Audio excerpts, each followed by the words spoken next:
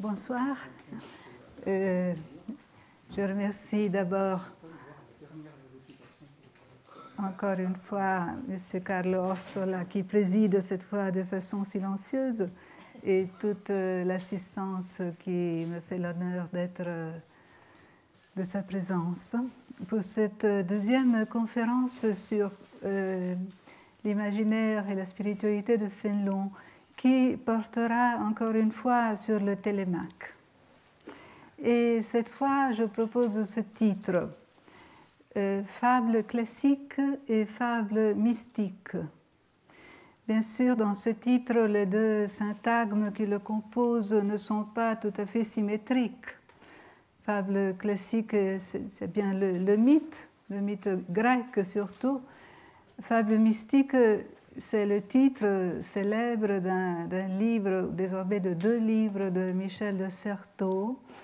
Et donc, fable a alors, à partir de son étymologie, le sens de mise en récit, de mise en parole, de discours de l'indicible.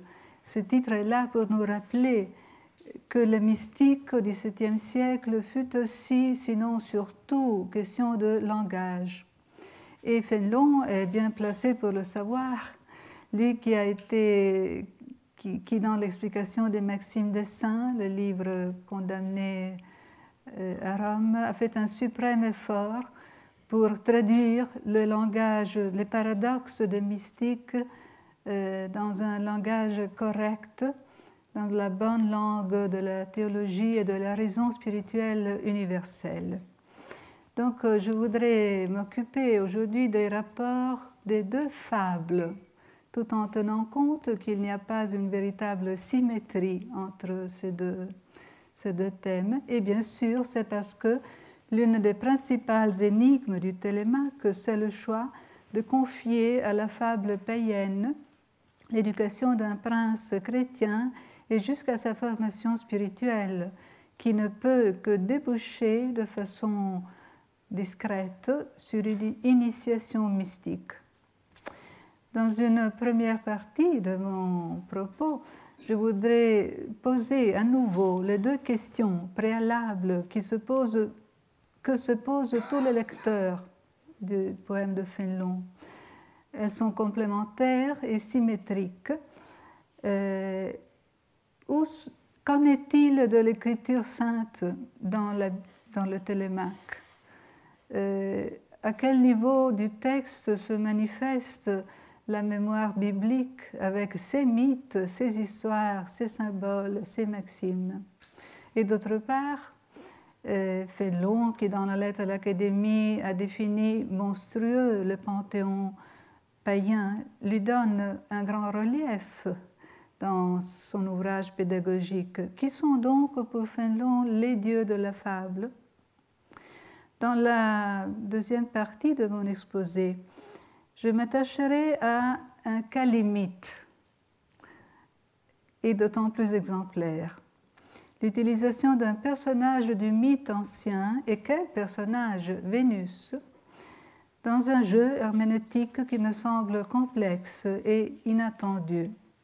Certes, la séductrice, la tentatrice est là pour offrir l'occasion de leçons de morale. Mais paradoxalement, cette même morale pourrait contenir en anamorphose un message plus profond, une mystique qu'il s'agit de mettre au jour. Ce serait donc une preuve extrême par l'absurde du rapport que je tiens à souligner. Donc, première question, l'absence de la Bible dans le télémaque. On s'est demandé 1000 fois pourquoi les voyages de Télémaque ne l'ont-ils pas conduit à entrevoir au-delà de Tyr, par exemple, Jérusalem, qui n'était pas si éloignée. Pourquoi les 2 antiquités restent si rigoureusement distinctes? Ou plutôt, pourquoi le voile de la fable ne se déchire jamais sur la scène profonde qu'il cache? Parmi tant de réponses possibles qui tiennent compte d'une bienséance incontournable au XVIIe siècle, on ne peut pas mêler le sacré et le profane, je tenterai d'approcher cette question par une voie un peu plus longue, plus articulée. Comme toujours, le profond, c'est la forme. La Bible et son univers s'inscrivent dans la mémoire du texte, déjà à partir de ce qui lui donne le plus radicalement sa forme, c'est-à-dire à partir de son genre. Certes, le Télémaque cherche un peu à tous les niveaux la convergence entre les motifs poétiques et moraux des deux antiquités. L'exemple typique, 1000 fois cité, est la métaphore de la fleur coupée, de la jeunesse tranchée, topos fénelonien, virgilien, biblique. Je voudrais toutefois formuler ici l'hypothèse selon laquelle la présence de l'écriture sainte dans le Télémaque, vaste poème sans vers, se fait sentir au cœur même de la poétique de ce texte et dans le nœud de l'articulation entre genres. Fénelon lui-même nous achemine dans cette direction par les remarques de son projet de poétique dans la lettre à l'Académie.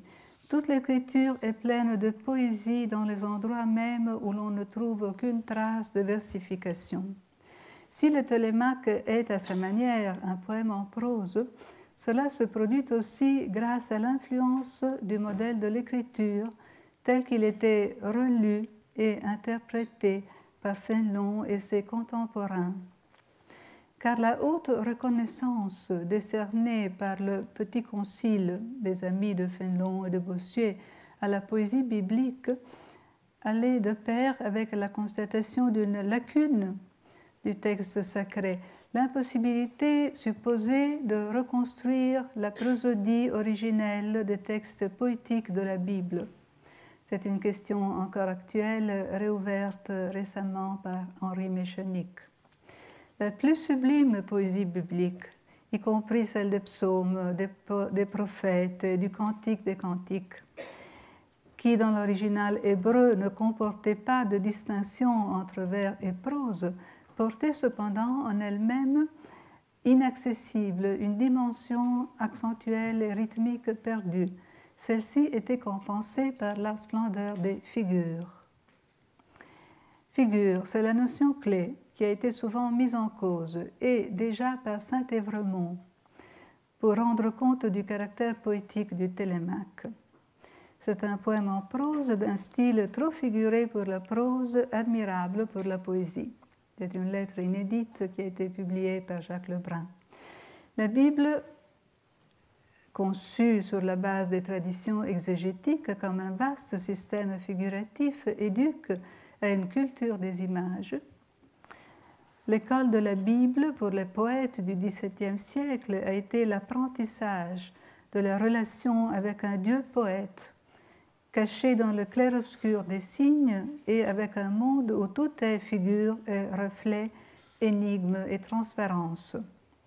En particulier Fénelon, pourtant si attaché à la naturalité et à l'historicité des préceptes bibliques, en tant que maître spirituel, ne peut pas ne pas privilégier une exégèse spirituelle de l'écriture, c'est-à-dire une exégèse qui tout entière parle de ce qui se passe dans l'homme intérieur.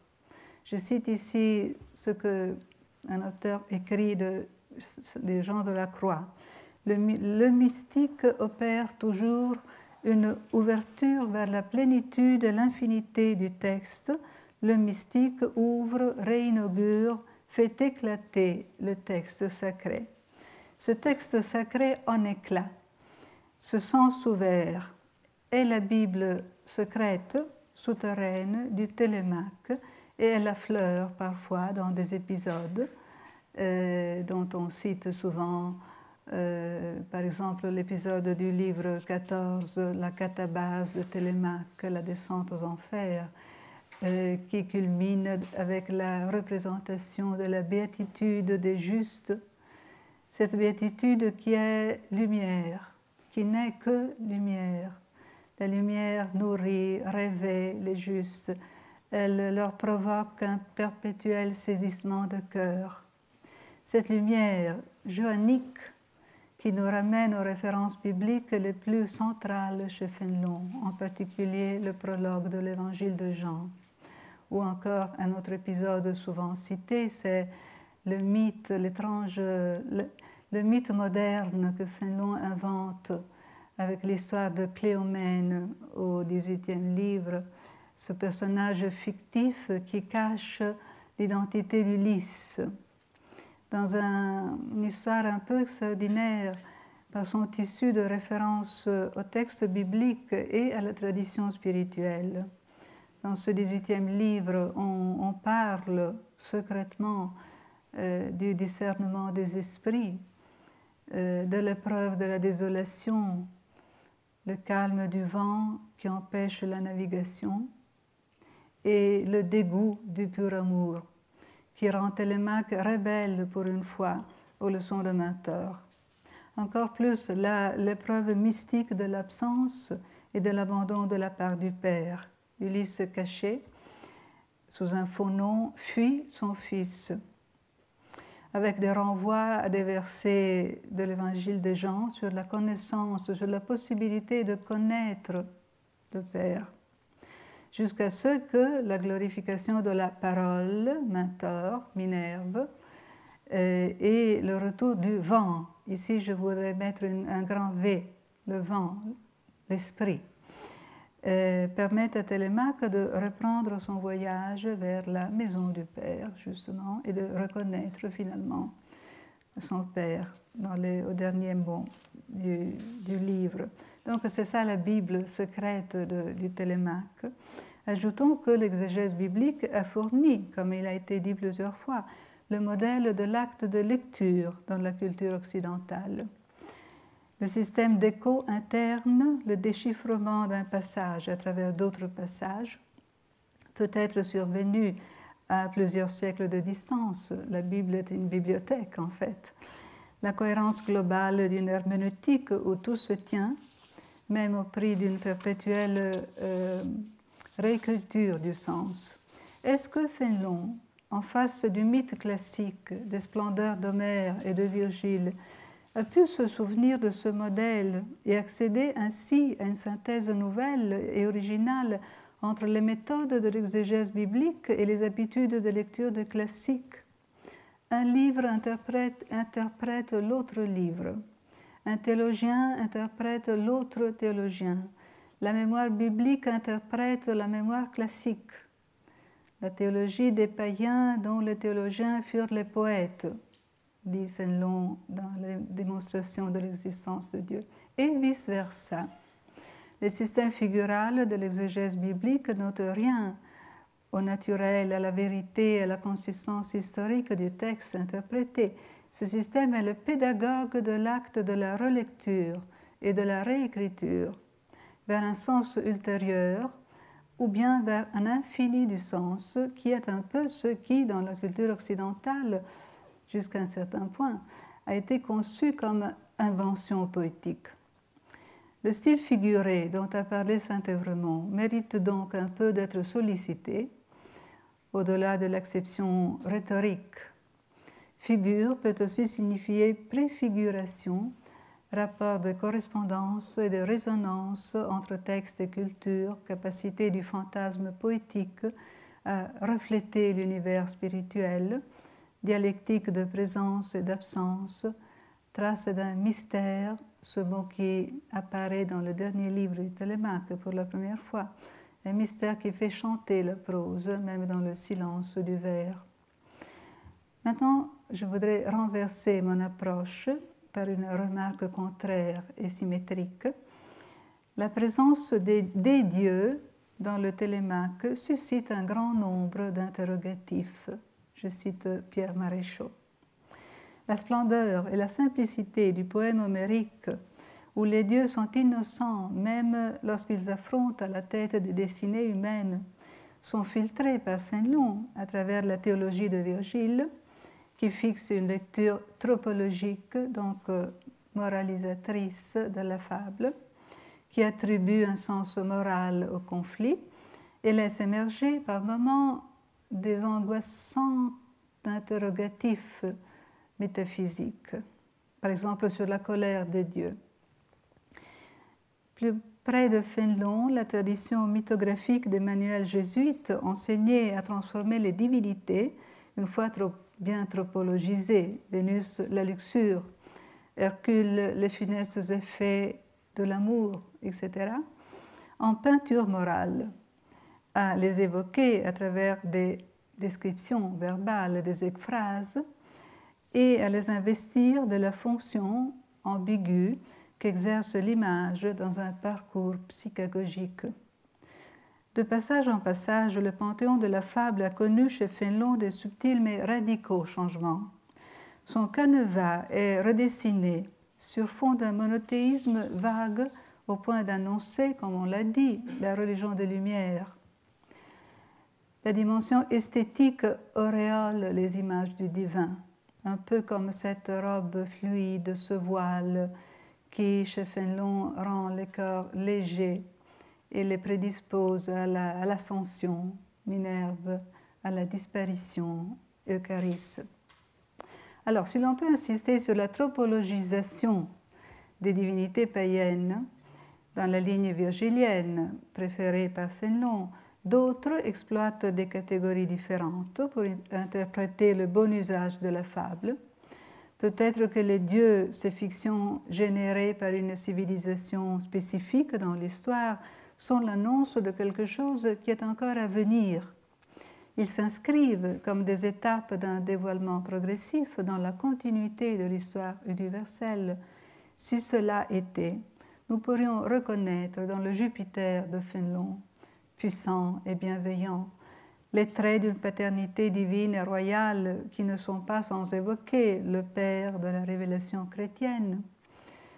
Et tandis que Minerve, déesse de la sagesse, anticipe une théologie du Verbe, la christologie mystérieusement lacunaire de Fénelon se répand doucement en une vaste typologie d'enfants, de serviteurs, figures sacrificielles et salvatrices, sur lesquelles la tradition mystique pourrait nous instruire, non moins que la psychanalyse ou l'anthropologie, que fascine le thème obsédant chez Fénelon de la mise à mort du Fils.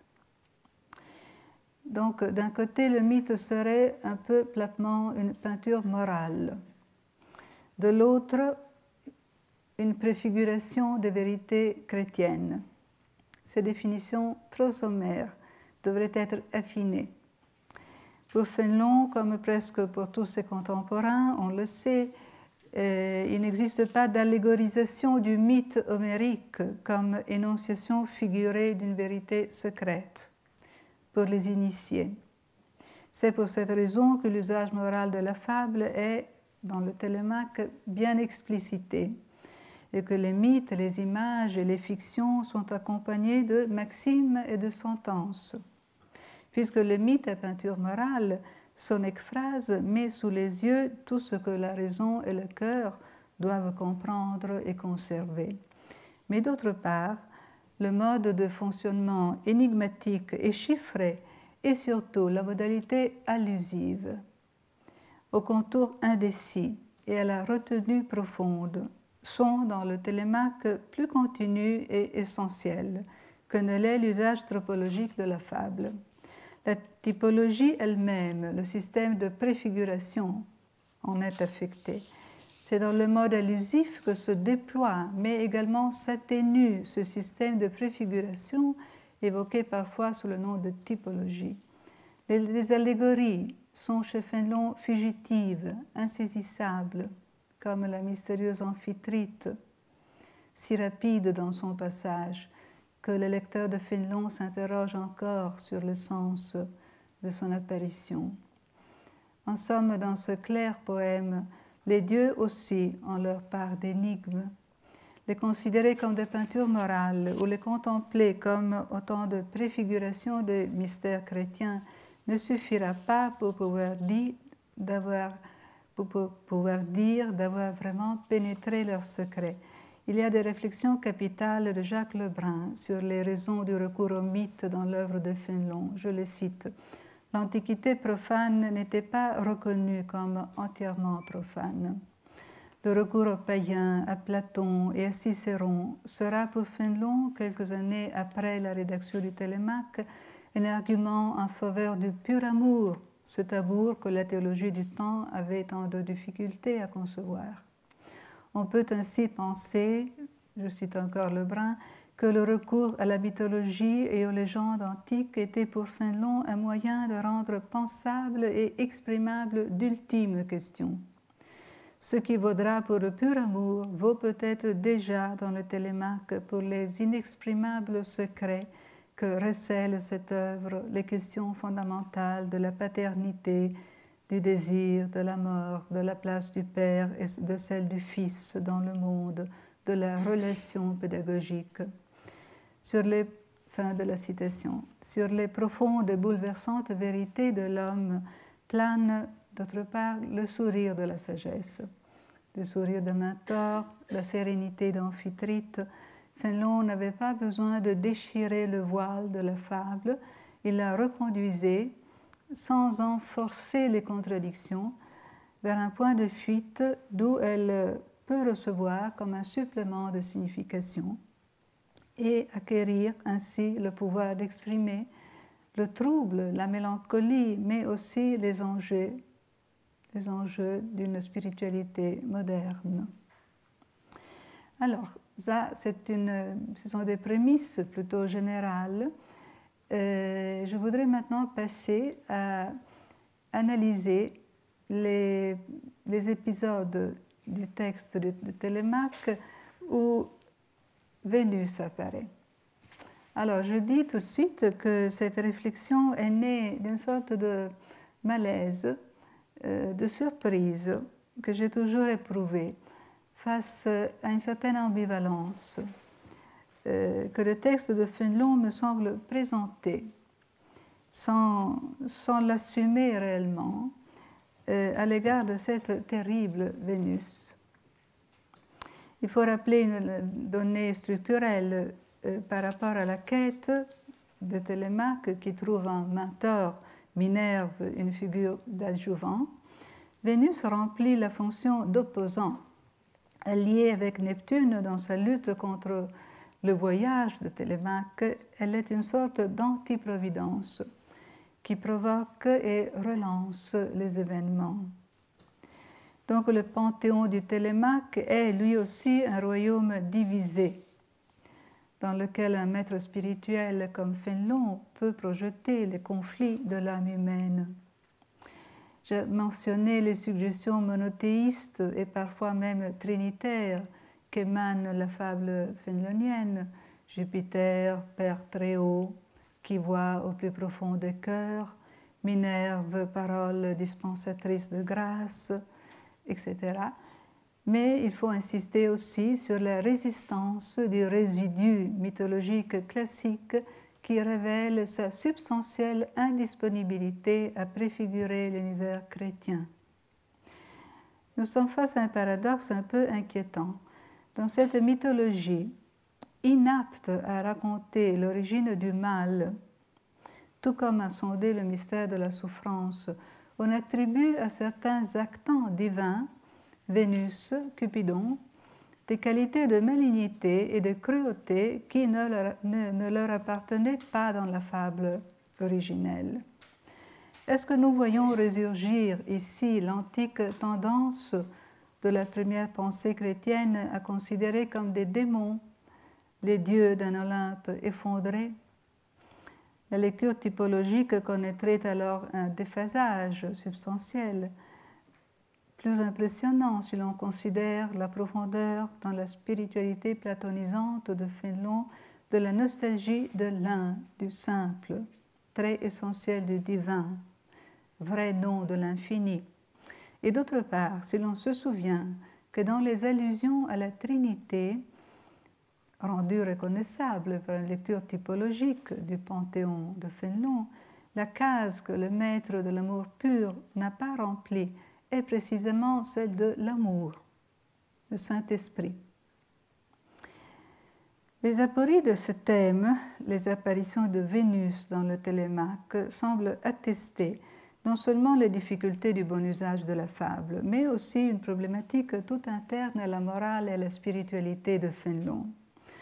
Dans le livre 4, au cœur du récit de Télémaque à Calypso, se place l'épisode de l'île de Chypre, inauguré par un rêve prémonitoire. Télémaque, en voyage vers Chypre, s'endort. Pour décrire son sommeil, l'auteur utilise de façon ambiguë un lexique de la psychologie spirituelle qui parle de lien et de suspension des sens. Quelqu'un a dit que c'est le même lexique que Fénelon utilise dans son sermon sur Sainte Thérèse d'Avila. Je ne suis pas tout à fait sûre, mais quand même, les termes se ressemblent. Qui plus est, un lexique paulinien qui mentionne la joie et la paix, signe de l'Esprit Saint dans la lettre aux Galates, comme sans doute pour souligner une possibilité d'erreur qui se glisse au plus profond des signes même du discernement spirituel. Précédé par de tels signes, voilà que lui apparaît en rêve la déesse.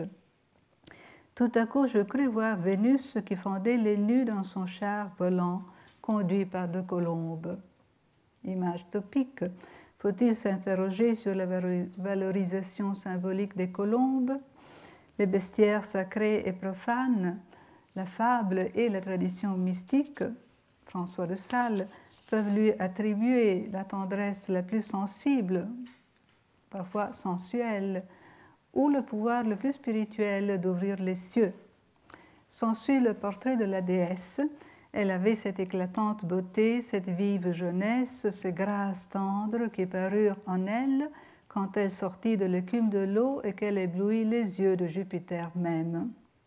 C'est bien la Vénus anadiomène, dont la nudité est pudiquement couverte par Télémaque à l'aide des lieux communs de l'éloge, évoquée à travers une périphrase et associée à la stupeur, à l'éblouissement, qui fait de chaque apparition de Vénus une scène de première rencontre. Là, nous verrons, chaque fois que Vénus apparaît, c'est la même chose. Le geste qu'elle fait, toucher Télémaque, l'acte de l'appeler par son nom, les paroles d'annonce, de promesse, d'avertissement, sont de nature à établir une relation intime. Comment réagira Télémaque? Nous ne le savons pas, parce que tout à coup d'autres acteurs entrent en scène. L'enfant Cupidon, aux yeux déplaisants, la déesse Minerve, dont le geste de protection, elle couvre Télémaque, son égide, est symétrique et antithétique à la touche familière de Vénus. Minerve, dont la beauté est présentée comme opposée à celle de l'autre déesse. C'était une beauté simple, négligée, modeste. Tout était grave, vigoureux, noble, plein de force, de majesté. On peut noter l'alternance des adjectifs au féminin et au masculin. Pour finir, Mentor. Un mentor onirique, une ombre qui échappe à l'étreinte de Télémaque et qui révèle en des mots terribles la vérité de Chypre, cette cruelle terre, cette terre empestée où l'on court des dangers mortels. La lutte est engagée entre Vénus et Minerve, et c'est un leitmotiv sur lequel il faudra revenir. Mais pour l'instant, le texte de Fénelon propose, entre le début et la fin du livre 4, une autre évidente opposition. Je rappelle que l'épisode qui se passe sur l'île de Chypre, cette fausse île fortunée, où l'on peut entrevoir une funeste cithère baudelairienne, nous montre Télémaque qui lutte contre la rivière profonde et rapide. Vénus lui avait promis un fleuve de délices. Il se débat en vain, désespérément, contre la force du courant. Une fois libre et mis hors de danger grâce au retour de Mentor, Télémaque reprendra son voyage au bord du navire de Azaël qui a brûlé son encens sur l'autel de Vénus. mais qui sait distinguer entre la puissance de la déesse et l'infâme mollesse des habitants de son île. L'épisode pourrait se conclure ainsi, avec ce jugement, ces distinctions sages. Mais en fait, cette morale un peu courte passe presque inaperçue, totalement provisoire par rapport au final grandiose du livre 4, où Télémaque, qui a expérimenté sur l'île l'impossibilité de résister à la séduction d'objets qui, en réalité, le dégoûtent, connaît un moment de grâce en écoutant les conversations de Azaël et Mentor et en voyant surgir de la mer, à l'instar de Vénus dans son songe, le chat d'Amphitrite. Fénelon aime les parallélismes et les antithèses. Après l'opposition entre Vénus et Minerve, voici celle entre Vénus et Amphitrite. Dans une antithèse de position, dans le livre, au début et à la fin, qui est basée aussi sur quelques analogies. La féminité, la beauté, le fait de jaillir de la mer, l'émerveillement de la nature, le char léger, la présence d'un enfant. Amphitrite offre de la sérénité au lieu de la joie. Elle attire et apaise les forces obscures de la nature, les vents et les monstres. Télémaque a fait naufrage avant d'arriver à Chypre. Donc Télémaque est récompensé au-delà de ses attentes dans un moment de contemplation des voluptés auxquelles il a renoncé. On peut se demander au passage si Amphitrite, sagesse nourricière, image vaguement mariale, ne revêt pas aussi de surdétermination biblique et chrétienne le mythe platonicien de la Vénus céleste. Certains détails de la représentation s'inscrivent dans une tradition qui remonte à la célèbre Vénus de Botticelli et, par le biais de celle-ci, au poème du Policien Stanze per la giostra, dont certaines strophes décrivent la naissance de la Vénus pudica et fixent le programme iconographique de Botticelli. Dans ce beau texte poétique de la Renaissance florentine que Fénelon vraisemblablement n'a jamais lu, même si le texte a circulé en traduction latine dans toute l'Europe de l'époque, ce texte qui présente des affinités extraordinaires textuelles avec certains passages de Télémaque. Nous trouvons une spiritualisation discrète de l'amour qui mêle des réminiscences du dolce stile novo à l'inspiration néoplatonicienne. Et la description du royaume de Vénus s'organise selon une hiérarchie ascendante où la déesse elle-même, douce et sereine, occupe le rang le plus élevé.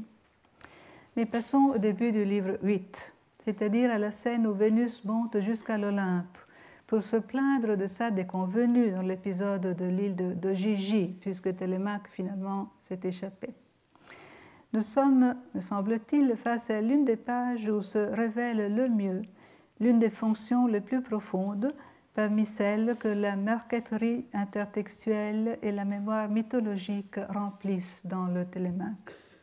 Permettre la contradiction, l'oscillation, la faille, trahir le point critique d'un système, recodifier en fragments et en fiction, intrinsèquement allogique, une totalité théologique par certains aspects impossibles.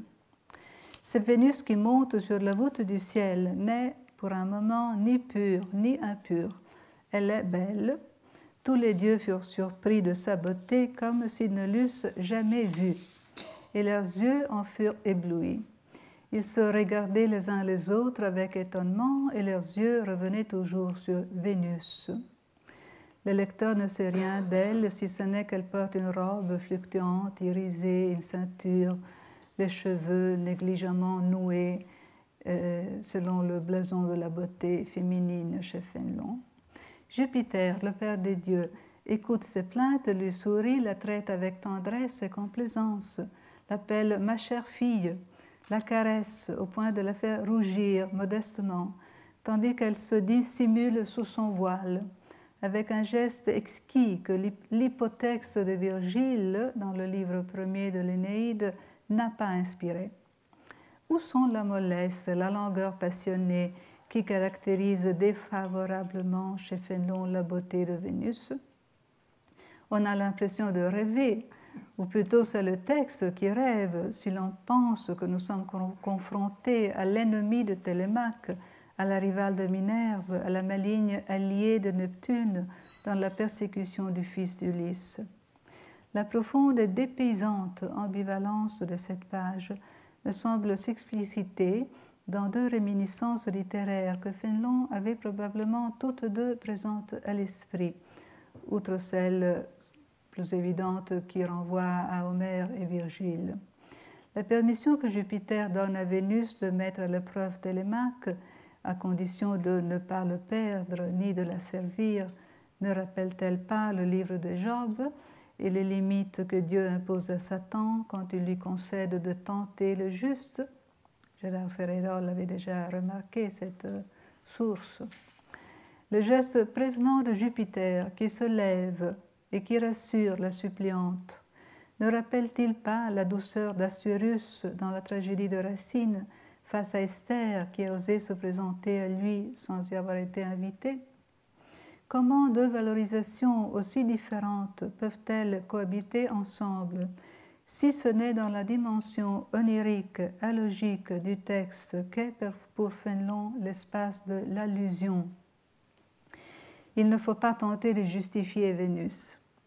Nous savons qu'à peine descendue de l'Olympe, elle tramera avec Neptune contre Télémaque, manifestant ainsi sa cruauté. Nous savons également que la déesse de la passion amoureuse ne participera pas à la phase finale de l'éducation sentimentale de Télémaque, à ce chef-d'œuvre de la sagesse qu'est son amour pour Antiope. Encouragé par Mentor, soumis à la loi du père. Je ne tenterai donc pas de mettre en question le statut négatif de Vénus dans le poème de Fénelon, quelles que soient les ambivalences de certains textes qui la concernent. Et pourtant, dans le syncrétisme de l'imaginaire, des rapprochements, des déplacements, des substitutions sont encore possibles. Vénus occultée, supprimée par cette histoire d'amour avec Antiope, prend sa revanche en la personne même d'Antiope, la jeune fille au nom d'Amazone, qui, aux yeux de Télémaque, est tour à tour Vénus, Diane, Minerve, et toute déesse à qui on offre des sacrifices. Quand Idoménée lui ordonne de mener les danses des jeunes crétoises au son des flûtes, on la prendrait pour la riante Vénus, qui est accompagnée de Grâce. Plus encore, c'est la métamorphose de Mentor, dont le vieux visage se transforme sous les yeux de Télémaque en celui d'une jeune déesse. Il reconnaît un visage de femme avec un teint plus uni qu'une fleur tendre. La mémoire culturelle, sans cesse sollicitée par Télémaque, ne peut pas ne pas évoquer, outre Homère, l'épisode virgilien sous-jacent à cette scène de métamorphose, et ne pas savoir que l'ambroisie et le teint de rose, ainsi que la majesté, sont ceux de la déesse Vénus qui, dans le livre premier de l'Énéide, se manifeste à Énée. Un épisode qu'il faudrait relire parce qu'il y a dans la disparition même de Vénus qui ne se laisse pas embrasser par Énée, et donc qui suscite une plainte de la part d'Énée, il y a des assonances avec certains caractères des textes de Fénelon qui peuvent frapper. Si on cherche plutôt des références intratextuelles, il faudra bien dire que la Minerve du livre 18 de Télémaque a au moins en commun avec la Vénus du livre 8 les clichés de la beauté. La robe flottante, les couleurs de l'arc-en-ciel et de l'aurore, la légèreté de l'oiseau qui fend l'air, le nuage d'or et d'azur. On connaît la faiblesse et la force des clichés dans l'écriture de Fénelon, au point que le contraste moral entre les deux déesses pourrait s'estomper sur le plan esthétique en une sorte de réconciliation. Minerve comme Vénus, la dérive onirique du texte ne nous autorise pas à autant. Il est toutefois possible de soutenir que, en plusieurs endroits du Télémaque, l'évidente malignité de la déesse tentatrice connaît de subtiles euphémisations. C'est, je crois, parce que la malignité et la cruauté sont objectivées en dehors d'elles-mêmes chez le petit Cupidon, que Vénus se jette dans les bras de Calypso et des nymphes afin d'apporter feu et poison. Entre image et doctrine s'établit alors une correspondance clarificatrice. C'est la force du désir qui constitue l'ombre radicale, la pesanteur de l'amour. Cupidon personnifie la malignité de la déesse, c'est-à-dire la dimension érotique, désirante de l'amour, que Vénus, apparaissant à Télémaque, a couvert suavement du nom de douce espérance. Si au nom de la beauté, le texte du Télémaque fait rêver d'une réconciliation possible entre Minerve et Vénus, la sagesse et l'amour, la force du désir représente l'inacceptable, l'inconciliable, l'impureté avec laquelle le théoricien de l'amour pur ne peut pas consentir à un compromis. C'est ici que le message moral du Télémaque semble demander, à mon avis, le complément d'une pensée mystique. Dans l'opuscule qui fut publié posthume sur le pur amour, Fénelon développe les témoignages des païens en faveur de celle qui lui semble être l'unique et universelle doctrine de l'amour, accordant une place à un certain point à l'argument platonicien de l'identité du beau et du bien, et décrivant avec Platon le dynamisme de l'amour comme un mouvement extatique vers le beau infini. Il serait ambitieux de faire appel à la pensée de Fénelon sur l'amour ou à sa théorie de la beauté. Quelques-uns des meilleurs connaisseurs du Télémaque concluent, sur la base des fantasmes les plus séduisants du roman, un divorce consommé entre l'idée du bien et celle du beau, et à une sorte d'autonomie infiniment mélancolique de la sphère esthétique. Mais il y a autre chose à ajouter.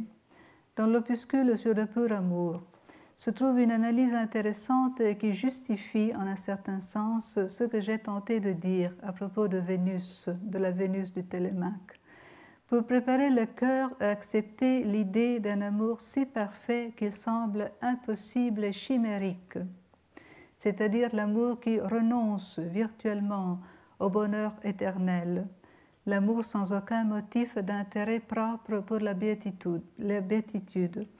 Fénelon nous invite à consulter ce que nous connaissons le mieux, l'amitié humaine et l'amour-passion. Ce qu'est l'amour pur, nous pouvons le découvrir en observant le miroir trouble de l'amour propre. Je cite, « Chacun veut, dans la société de ses amis, être aimé sans motif d'intérêt et uniquement pour lui-même. Celui qui aime ne veut, dans le transport de sa passion, qu'être aimé pour lui seul, que l'être au-dessus de tout et uniquement, que l'être en sorte qu'on s'oublie et qu'on se compte pour rien afin d'être tout à lui. Telle est la jalousie forcenée et l'injustice extravagante des amours passionnés. » Donc l'amour-passion qui a apporté le feu sur l'île d'Ogygie, la fureur de Calypso, les larmes de Vénus, la séparation déchirante de Charisse, cette vaste peinture morale où le cœur apprend de nouveau quelque chose de déjà trop bien connu, ne sont pas uniquement fonctionnels à l'éducation sentimentale du jeune héros, qui, ayant traversé l'expérience de la passion, saura désormais apprécier de tranquilles amours aux côtés d'Antiope. Bizarrement, la peinture de la passion, plus que celle de l'amour raisonnable, intéresse secrètement le dessein d'une initiation, d'une éducation mystique. C'est la passion humaine, jusque dans son noyau brûlant, la jalousie, à offrir une analogie avec les exigences de l'amour pur, Je cite encore l'opuscule de Fénelon. « Hélas, si l'homme indigne de tout amour ne peut souffrir d'être aimé par intérêt, comment osons-nous croire que Dieu n'aura pas la même délicatesse ?» La passion humaine présente donc l'image nécessaire de l'amour divin. Non pas tant parce que, à travers celle-ci, l'homme s'élève comme par degrés au pati divina, la passion des contemplatifs et des mystiques, mais parce qu'il n'existe pas d'autre moyen pour se faire une idée d'un Dieu passionné, délicat et véhément, un Dieu amoureux et qui suscite l'amour, captivant l'âme assoiffée d'un beau infini. Le miroir est renversé dans ce rapport de ressemblance que Fénelon institue entre la passion humaine et la passion de Dieu. L'amour pur, c'est-à-dire le seul qui aime vraiment, ne se construit pas sur une sublimation du désir, mais sur son retranchement.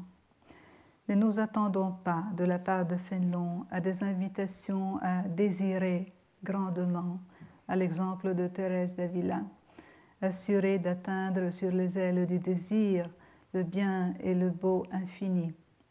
Si le besoin et sa satisfaction ont droit de citer dans le monde de Fénelon, la problématique du désir, origine infaillible d'inquiétude, apparaît au contraire comme le nœud obscur et irrésolu de sa synthèse morale et spirituelle. L'amour, le véritable amour humain, repose sur la volonté et non sur le désir. De même pour Fénelon, le bonheur, la béatitude, est de façon indissoluble un acte de la volonté et de la pensée. Il est tout ensemble vision claire et charité consommée.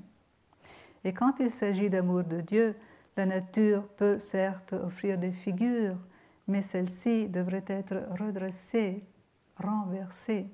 Une discontinuité substantielle sépare la figure et la réalisation. Effectivement, c'est Fénelon lui-même, lui qui semble avoir souffert dans sa vie intérieure d'une torturante aridité, c'est lui qui exploite largement le lexique de la passion humaine quand il parle de Dieu. N'allons pas croire que le Dieu de Fénelon est le Dieu des philosophes, purifié des traces d'anthropomorphisme, ce bien sans visage dont les justes du livre 14 du Télémaque ne jouissent que sous forme de lumière. Non, dans les lettres et dans les opuscules spirituels, nous trouvons un lexique intensément affectif, qui parfois du côté de Dieu prend même des couleurs inquiétantes. Voici la façon dont est décrit, par exemple, l'état de celui qui n'accepte pas de se donner totalement à l'amour qui le presse. On est comme un cerf qui est blessé et qui porte dans ses flancs le trait dont il est percé. Plus il s'agite au travers des forêts pour s'en délivrer, plus il l'enfonce dans son corps. Hélas, qui est celui qui a résisté à Dieu et qui a eu la paix? Dieu, qui est lui seul la paix véritable, peut-il laisser tranquille un cœur qui s'oppose à ses desseins? Dieu jaloux se refroidit. De quoi est-il donc si jaloux? Est-ce des talents, des lumières, de la régularité des vertus extérieures? Non, il est condescendant et facile sur toutes ces choses. L'amour n'est jaloux que sur l'amour. Qui aurait dit qu'une célèbre similitude du livre 4 du Télémaque, le livre de Chypre, qui exprimait là la blessure des sens éveillée par les séductions de l'île de Chypre, l'infâme mollesse des habitants, aurait encore servi à évoquer la blessure de l'amour divin. Je cite le livre 4. « Pendant ce trouble, je courais, errant, çà et là, dans le sacré bocage, semblable à une biche qu'un chasseur a blessée. Elle court au travers de vastes forêts pour soulager sa douleur. Mais la flèche qui l'a percée dans le flanc la suit partout. Elle porte partout avec elle le trait meurtrier.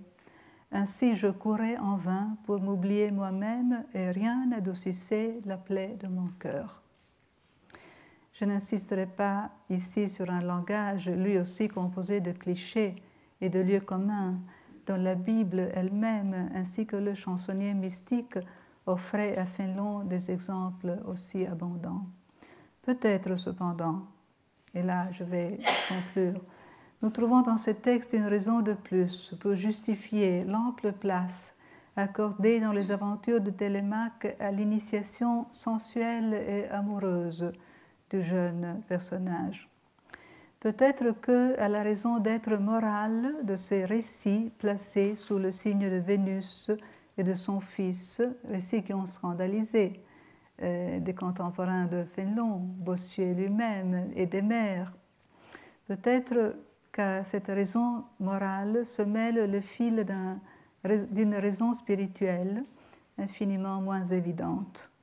Il était évidemment nécessaire de mettre en garde le pupille de Mentor et de Fénelon, le duc de Bourgogne, contre les fantasmes de Caris et de Vénus, et de hâter sa maturité psychologique à travers l'imaginaire, ce qui est l'une des grandes fonctions de la littérature.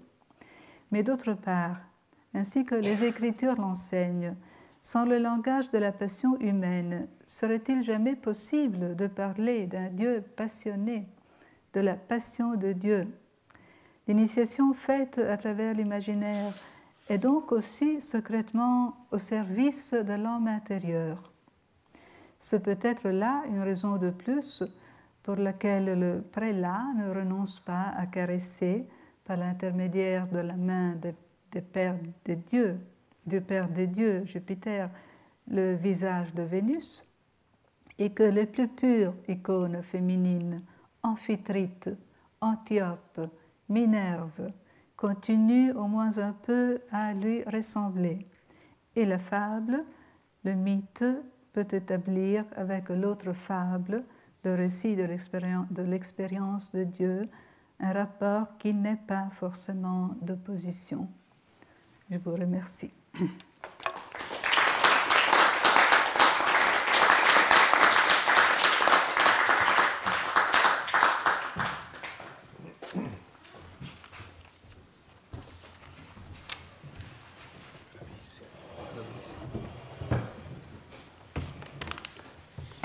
Je renouvelle nos remerciements et notre admiration à Benedetta Papassoli pour cette lecture subtile et élégante en même temps autour de deux mythes difficiles et qui sont bien au cœur du Télémaque, c'est-à-dire le pur amour d'un côté, l'amour sacré, l'amour profane et même l'amour propre. Alors, avec qui Benedetta Papassoli a tissé des liens extrêmement importants. C'est une proposition critique très importante et je pense qu'il est opportun, peut-être, si quelqu'un souhaite prendre la parole, d'approfondir ou de discuter cette hypothèse qui nous a été présentée par Madame Papassoli. Et d'abord, je le renouvelle tous mes remerciements. Merci.